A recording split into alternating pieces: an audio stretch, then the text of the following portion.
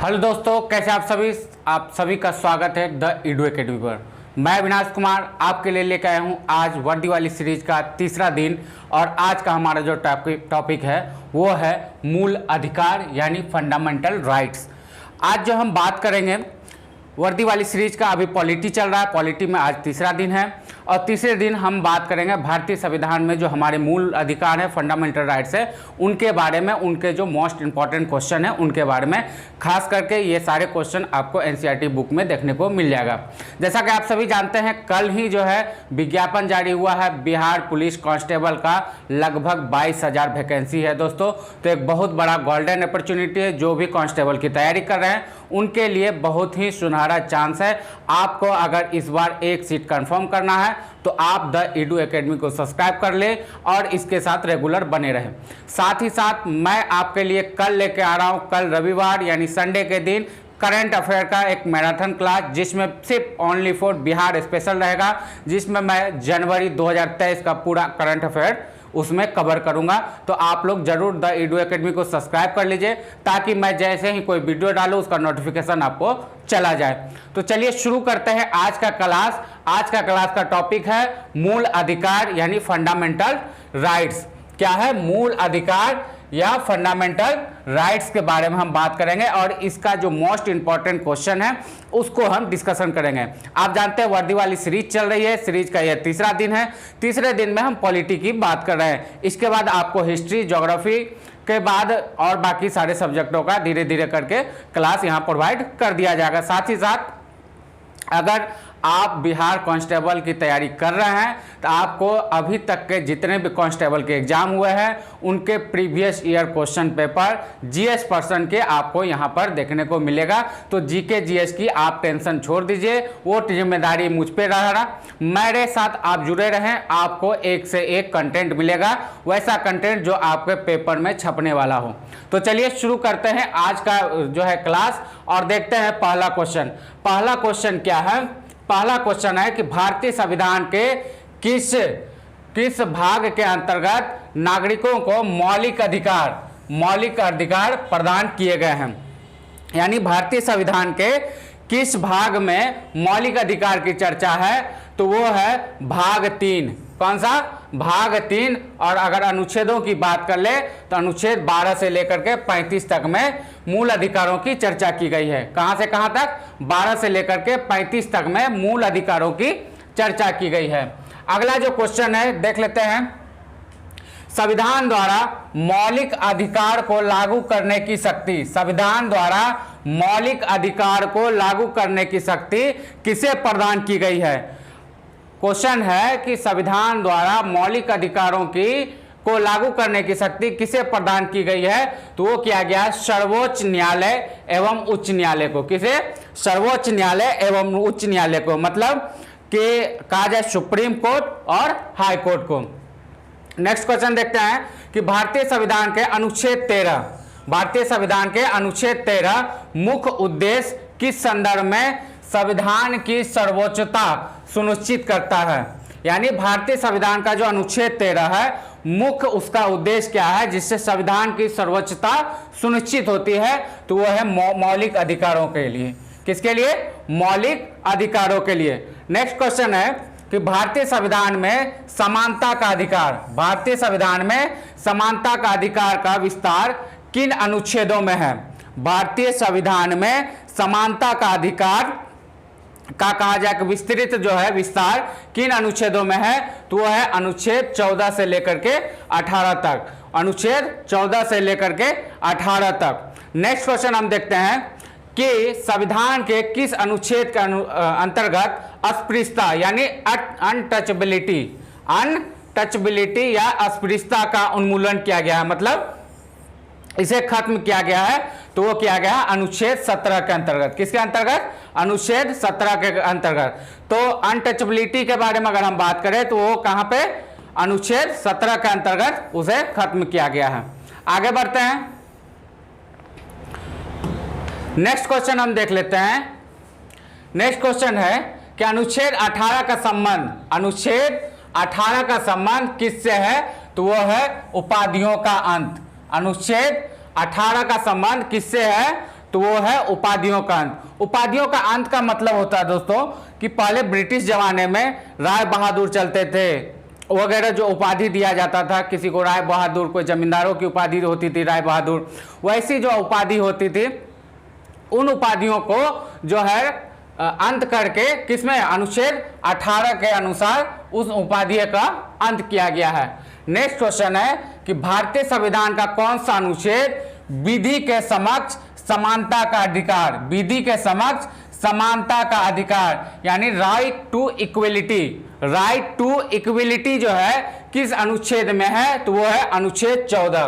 किस में है, अनुच्छेद 14। विधि के समक्ष समानता का अधिकार या समता का अधिकार, राइट टू इक्वलिटी की बात अगर हम करें तो वह है अनुच्छेद 14।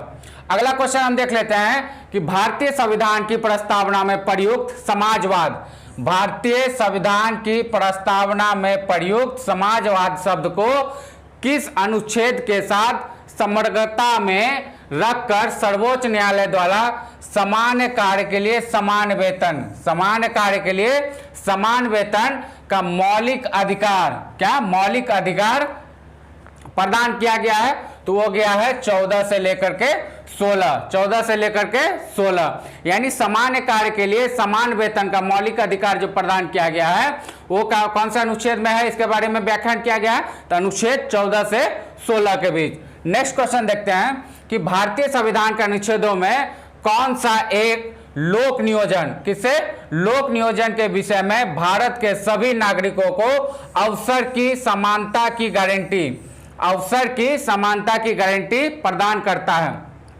मतलब भारतीय संविधान के अनुच्छेदों में वो कौन सा अनुच्छेद है जो लोक नियोजन के विषय में भारत के सभी नागरिकों को अवसर की समानता की बात करती है, तो वो है अनुच्छेद 16(1) और 16(2), अनुच्छेद 16(1) और 16(2) में जो है लोक नियोजन में भारत के सभी नागरिकों के लिए अवसर की समानता की बात करती है। तो किससे रिलेटेड है वो अनुच्छेद, अनुच्छेद 16(1) और 16(2). नेक्स्ट क्वेश्चन हम देख लेते हैं कि भारतीय संविधान के किस अनुच्छेद में वाक्य एवं अभिव्यक्ति की स्वतंत्रता, वाक्य एवं व्यक्ति की स्वतंत्रता जिसे हम फ्रीडम ऑफ स्पीच कहते हैं, freedom of speech and expression, freedom of speech और एक्सप्रेशन के मूल अधिकार का प्रावधान किया गया है, तो वो है अनुच्छेद 19 में। वाक एवं अभिव्यक्ति की स्वतंत्रता की अगर हम बात कर ले तो वो भारतीय संविधान के अनुच्छेद 14 में, माफ कीजिएगा, अनुच्छेद 19 में है। नेक्स्ट क्वेश्चन देख लेते हैं, भारत के संविधान में प्रेस की स्वतंत्रता, freedom of press, freedom of press यानी प्रेस की स्वतंत्रता किसमें, अनुच्छेद 19 के ए में है। फ्रीडम ऑफ प्रेस यानी प्रेस की स्वतंत्रता भारतीय संविधान के अनुच्छेद 19(a) में है।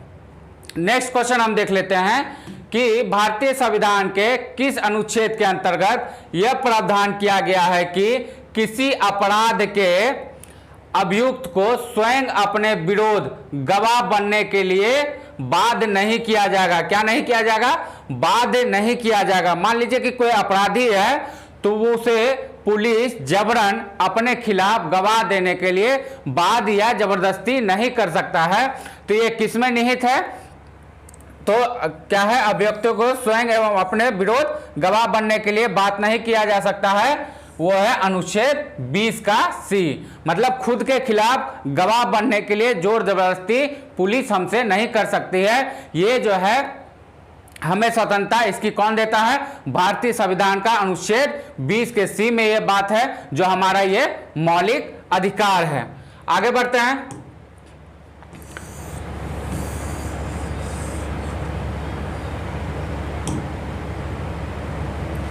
नेक्स्ट क्वेश्चन हम देख लेते हैं।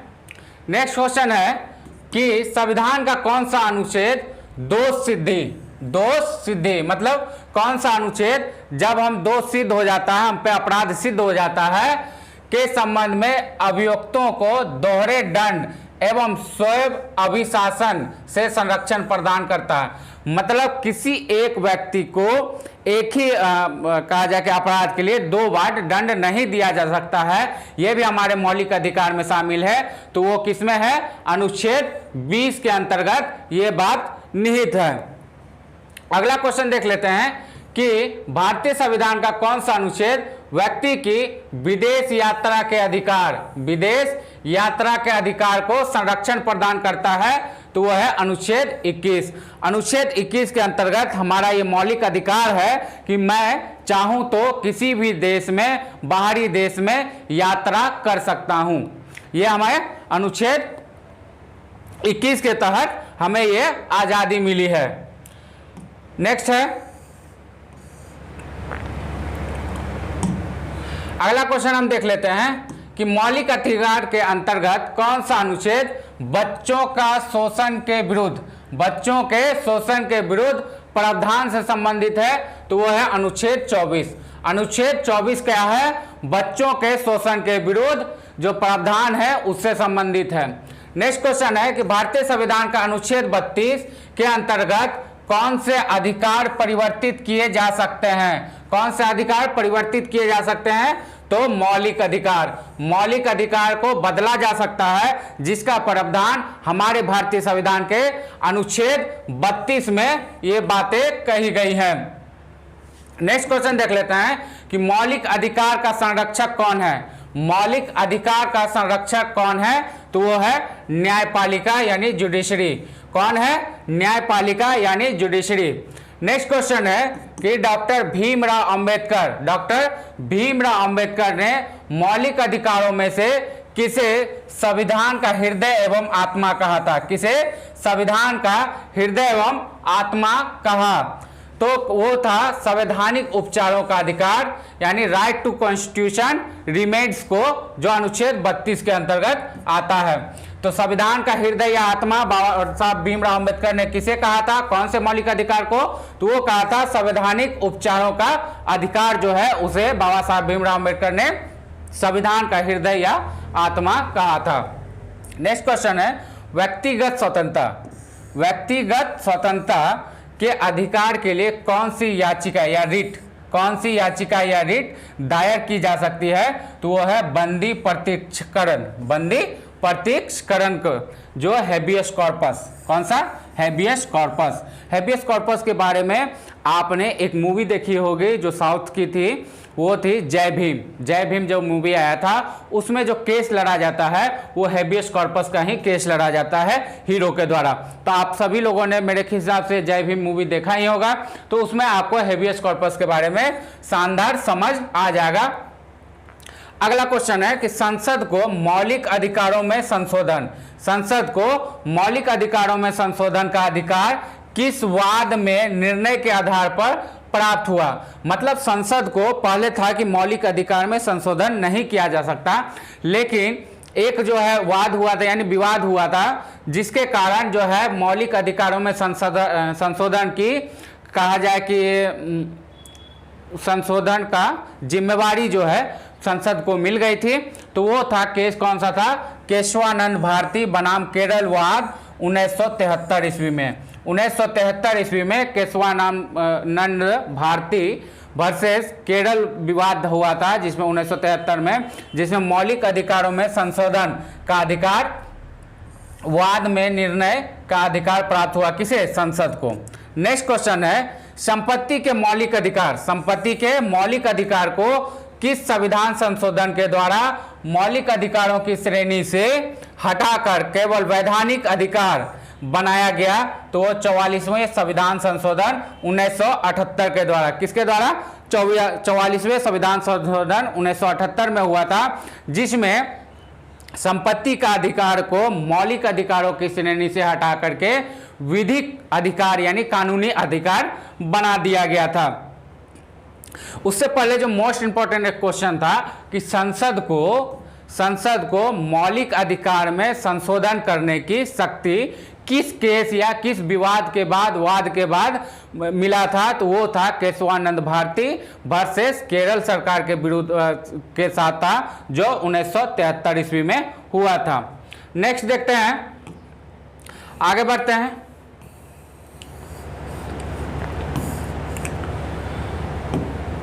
अगला क्वेश्चन हम देख लेते हैं कि अगला क्वेश्चन है वर्तमान समय में भारतीय संविधान के अंतर्गत संपत्ति का अधिकार, वर्तमान समय में भारतीय संविधान के अंतर्गत संपत्ति का अधिकार किस प्रकार का अधिकार है? तो वो है वैधानिक अधिकार, यानी कानूनी अधिकार है। संपत्ति का अधिकार पहले मौलिक अधिकार था, लेकिन बाद में इसे बदल करके कानूनी अधिकार के रूप में बना दिया गया है। नेक्स्ट क्वेश्चन है आर्थिक रूप से पिछड़े वर्ग। आर्थिक रूप से पिछड़े वर्ग यानी इकोनॉमिकली वीकर सेक्शन, ईडब्ल्यूएस आरक्षण प्रदान करने के लिए संविधान में कौन से अनुच्छेद जोड़े गए? तो वो गए हैं अनुच्छेद 15 का 6 तथा 16 का 6। अनुच्छेद 15 का 6 तथा 16 का 6 या सीधा सीधी जान जाइए कि ईडब्ल्यूएस जो है कि जो आरक्षण दिया गया है उसके लिए कौन कौन सा अनुच्छेद? तो अनुच्छेद 15 का 6 तथा 16 का 6। नेक्स्ट क्वेश्चन हम देख लेते हैं कि 6 से 14 वर्ष की आयु के बच्चों को शिक्षा का अधिकार, 6 से 14 वर्ष की आयु के बच्चों को शिक्षा का अधिकार किस प्रकार का अधिकार है? तो वो भी मूल अधिकार है, यानी 6 वर्ष से लेकर के 14 वर्ष तक को बच्चों के लिए शिक्षा का अधिकार वो भी मूल अधिकार की श्रेणी में आता है। नेक्स्ट क्वेश्चन देखते हैं कि कौन सा मूल अधिकार राष्ट्रीय आपातकाल, कौन सा मूल अधिकार राष्ट्रीय आपातकाल अनुच्छेद 352 में भी समाप्त या सीमित नहीं किया जा सकता? कौन सा मूल अधिकार राष्ट्रीय आपातकाल जो अनुच्छेद 352 में भी समाप्त या सीमित नहीं किया जा सकता है? तो वो है व्यक्तिगत स्वतंत्रता तथा जीवन का अधिकार। व्यक्तिगत स्वतंत्रता तथा जीवन का अधिकार। मान लीजिए कि देश में इमरजेंसी लागू हो गया है तो गवर्नमेंट बाकी सभी चीजों पर रोक लगा सकती है, लेकिन व्यक्तिगत स्वतंत्रता और जीने का अधिकार, व्यक्तिगत स्वतंत्रता का मतलब मुझे क्या खाना है, मैं क्या पहनूंगा, मुझे किस धर्म को मानना हो, ये हमारा व्यक्तिगत स्वतंत्रता है। साथ ही साथ मैं किस जगह रह रहा हूं और किस एरिया में रह रहा हूं, ये भी मेरी व्यक्तिगत स्वतंत्रता है। तो इन स्वतंत्रता को जो है राष्ट्रीय आपातकाल के समय भी खत्म सरकार नहीं कर सकती है। बाकी सभी मौलिक अधिकारों को आपातकाल के समय निरस्त कर दिया जाता है। सिर्फ व्यक्तिगत स्वतंत्रता तथा जीवन का अधिकार ही ऐसा एक मौलिक अधिकार है जिसे मूल अधिकार है, जिसे हम आपातकाल के समय भी समाप्त नहीं किया जा सकता। अगला है बंधुआ मजदूर उन्मूलन। बंधुआ मजदूर उन्मूलन अधिनियम संसद द्वारा किस वर्ष पारित किया गया? तो वो किया गया था 1976।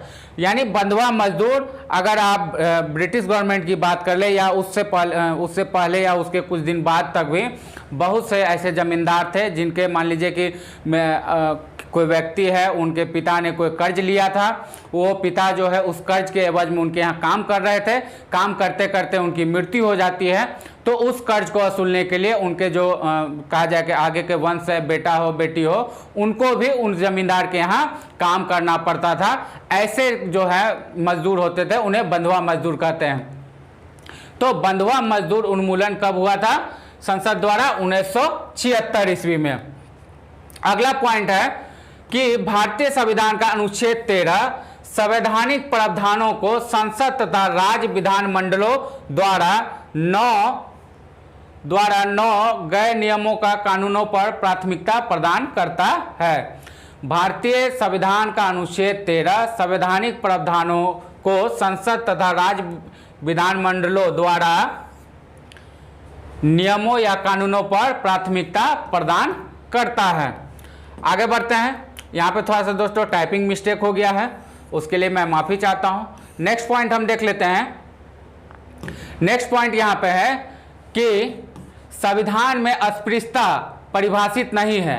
अस्पृश्यता निवारण अधिनियम 1955, अस्पृश्यता निवारण अधिनियम 1955 के अंतर्गत अस्पृश्यता को बढ़ावा देना दंडनीय अपराध है। नेक्स्ट पॉइंट क्या कहता है कि संविधान में अस्पृश्यता की कोई परिभाषा नहीं है, मतलब छुआछूत की कोई परिभाषा आपको भारतीय संविधान में देखने को नहीं मिलेगा। लेकिन अस्पृश्यता निवारण अधिनियम 1955 के अंतर्गत अस्पृश्यता को बढ़ावा देना क्या है? एक दंडनीय अपराध है।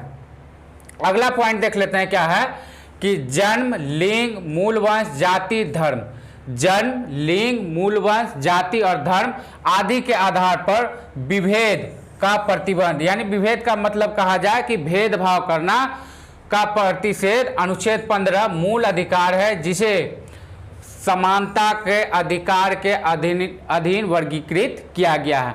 मतलब किसी भी व्यक्ति के साथ जन्म, लिंग, मूल वंश, जाति, धर्म के आधार पर कोई भेदभाव नहीं हो, इसके लिए जो है विभेद यानी कोई भेदभाव ना हो, अनुच्छेद 15 के अंतर्गत मूल अधिकार है, जिसे किसके समानता के अधिकार के अधीन वर्गीकृत किया गया है। आगे बढ़ते हैं, नेक्स्ट पॉइंट देख लेते हैं। नेक्स्ट पॉइंट है संवैधानिक उपबंध। संवैधानिक उपबंध, वैसे संवैधानिक उपबंध जो केवल सिर्फ भारतीयों के लिए है, जो भारतीय नागरिक हैं उनके लिए क्या क्या है। पहला है कि धर्म, मूल वंश, जाति या जन्म स्थान के आधार पर विभेद का प्रतिषेध अनुच्छेद 15 के अंतर्गत। अनुच्छेद 15 के अंतर्गत जैसा कि अगला पॉइंट भी हम कहे कि कोई भी भारतीय नागरिक के साथ धर्म, मूल वंश, जाति और धर्म के आधार पर आप भेदभाव नहीं कर सकते हैं। ये बात अनुच्छेद 15 में निहित है, जो समानता का अधिकार के में ही आता है। दूसरा है कि लोक नियोजन के विषय में अवसर की समानता, अनुच्छेद 16। लोक नियोजन के विषय में अवसर की समानता, अनुच्छेद 16। तीसरा पॉइंट है वाक्य एवं अभिव्यक्ति शांतिपूर्ण एवं शस्त्र रहित सम्मेलन करने, संघ एवं सरकारी समिति बनाने, भारत के राज्य क्षेत्र में बिना रुकावट बस में घूमने तथा व्यापार करने की स्वतंत्रता अनुच्छेद 19 के अंतर्गत आता है। अनुच्छेद 19 के अंतर्गत आता है, यानी केवल भारतीय नागरिकों में वाक्य की अभिव्यक्ति यानी बोलने की स्पीच शांतिपूर्ण ढंग से बिना शस्त्र लिए, यानी बिना किसी कहा जाए कि बंदूक वगैरह जो होता है उसे लिए गए आप कोई भी सम्मेलन कर सकते हैं। संघ एवं सरकारी समितियां यानी एनजीओ बना सकते हैं। भारत के राज्य क्षेत्र में यानी पूरे भारत में कहीं भी आ जा सकते हैं और कहीं भी व्यापार कर सकते हैं। यह भी हमारा मौलिक अधिकार है जो अनुच्छेद 19 के अंतर्गत आता है। चौथा है अल्पसंख्यक वर्गों के हितों का संरक्षण। अल्पसंख्यक वर्गों के हितों का संरक्षण ये हमें अनुच्छेद 29 के अंतर्गत देखने को मिलेगा। पांचवा है शिक्षण संस्थानों की स्थापना और प्रशासन करने का अल्पसंख्यक वर्गों को अधिकार। ये भी किसके, अनुच्छेद 30 के। मतलब कोई भी अल्पसंख्यक वर्ग है तो वो अपना कोई भी कहा जाए कि स्कूल खोल सकता है, अपने धर्म का प्रचार कर सकता है, ये भी उनका एक मौलिक अधिकार है। आगे बढ़ते हैं, अगला जो है वैसे संवैधानिक उपबंध जो भारतीय एवं विदेशी नागरिकों को प्राप्त हैं। वैसे संवैधानिक उपबंध जो भारतीय एवं विदेशी नागरिकों को प्राप्त हैं वो है कि विधि के समक्ष समता और विधियों का समान संरक्षण। किसके अनुसार, अनुच्छेद 14 के अनुसार। दूसरा है अपराधों के लिए दोष सिद्धि के संबंध में, यहां पे हो जाएगा दोष सिद्धि के संबंध में संरक्षण, अनुच्छेद 20। जीवन का अधिकार, अनुच्छेद 21। शिक्षा का अधिकार, अनुच्छेद 21 का ए। शिक्षा का अधिकार, अनुच्छेद 21 का ए। पांचवा है कुछ दशा में गिरफ्तारी एवं निरोध से संरक्षण, अनुच्छेद 22। छठा है शोषण के विरुद्ध अधिकार, अनुच्छेद 23 और 24। सातवां है धर्म एवं संस्कृति की स्वतंत्रता का अधिकार, अनुच्छेद 25, 26, 27 और 28। तो वो ऐसे संवैधानिक उपबंध के बारे में हमने चर्चा की जो वैसे नागरिक जो सिर्फ भारतीय नागरिक हो, और दूसरा है वैसे नागरिक जो भारतीय नागरिक भी हो और विदेशों में भी रहते हो। तो दोनों के बारे में हमने यहाँ पे चर्चा कर ली। नेक्स्ट पॉइंट अब देखते हैं,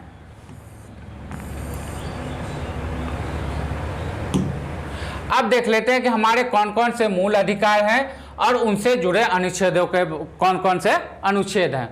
तो समानता का अधिकार, पहला जो हमारा मूल अधिकार है समानता का अधिकार, और जो ये है अनुच्छेद 14 से 18। समानता का अधिकार अनुच्छेद 14 से 18। नेक्स्ट है स्वतंत्रता का अधिकार। स्वतंत्रता का अधिकार है अनुच्छेद 19 से 22। अनुच्छेद 19 से 22 स्वतंत्रता का अधिकार। शोषण के विरुद्ध अधिकार। शोषण के विरुद्ध जो अधिकार है वो है अनुच्छेद 23 से 24। अनुच्छेद 23 से 24। नेक्स्ट है धर्म की स्वतंत्रता का अधिकार। धर्म की स्वतंत्रता का अधिकार तो वो है अनुच्छेद 25 से 28। धर्म की स्वतंत्रता का अधिकार अनुच्छेद 25 से 28। नेक्स्ट है संस्कृति और शिक्षा संबंधी अधिकार। संस्कृति और शिक्षा संबंधी अधिकार वो है अनुच्छेद 29 और से 30। संस्कृति और शिक्षा संबंधी अधिकार अनुच्छेद 29 से 30। नेक्स्ट है संवैधानिक उपचारों का अधिकार वो है अनुच्छेद 32। संवैधानिक उपचारों का अधिकार आपको अनुच्छेद 32 में मिलेगा। नेक्स्ट जो इंपॉर्टेंट पॉइंट है वो देख लेते हैं कि सूचना का अधिकार। सूचना का अधिकार एक विधिक अधिकार है। विधिक अधिकार का मतलब एक कानूनी अधिकार है। सूचना का अधिकार एक विधिक अधिकार है जो सूचना अधिकार नियम 2005 सूचना अधिकार नियम 2005 के माध्यम से प्रदान किया गया है। यानी सूचना का अधिकार नियम 2005 के अनुसार हमें किसी चीज़ का सूचना लेने का जो है अधिकार वो एक हमारा कानूनी अधिकार है जिसे 2005 से लागू किया गया है। तो दोस्तों ये था जो मूल अधिकार है हमारे, उनसे रिलेटेड जो भी इम्पोर्टेंट क्वेश्चन बन रहे थे उनके बारे में ये क्लास। आशा करता हूँ कि ये क्लास आपको पसंद आई होगी। अगर इसी तरह का आप रेगुलर क्लास चाहते हैं तो आप हमारे चैनल द ईडू एकेडमी को ज़रूर सब्सक्राइब कर लें। आपको इसी तरह वर्दी वाली सीरीज का डे बाय डे क्लास मिलता रहेगा। अभी पॉलिटी चल रहा है, पॉलिटी के बाद आपको हिस्ट्री देखने को मिलेगा, फिर ज्योग्राफी आएगा, फिर इकोनॉमिक्स आएगा और बाकी जो भी सब्जेक्ट बचेंगे उसके बाद कवर किया जाएगा। साथ ही साथ आपको यहाँ पे करंट अफेयर खास करके बिहार पुलिस, एसआई, बीपीएससी और जो कांस्टेबल की तैयारी कर रहे हैं उनके लिए यहाँ इस चैनल पे खास करके और विशेष जो है एक करंट अफेयर का पैकेज दिया जाएगा। कल यानी संडे को आपको जनवरी 2023 का मोस्ट इम्पॉर्टेंट करंट अफेयर जो आपके पेपर में छपने वाले हैं वैसे करंट अफेयर आपको द ईडू एकेडमी पर ही देखने को मिलेगा। तो आशा करता हूँ आज का क्लास आपको पसंद आया होगा। अगर ये क्लास आपको पसंद आया है तो हमारे इस वीडियो को आप इस क्लास को लाइक कर दें, हमारे चैनल को सब्सक्राइब कर दें और वीडियो को शेयर भी कर दें ताकि और लोगों तक ये पहुँच सकें। मिलता हूँ फिर अगले क्लास में अगला चैप्टर लेकर के। तब तक के लिए टाटा बाय बाय। चैनल को जरूर सब्सक्राइब कर लीजिए।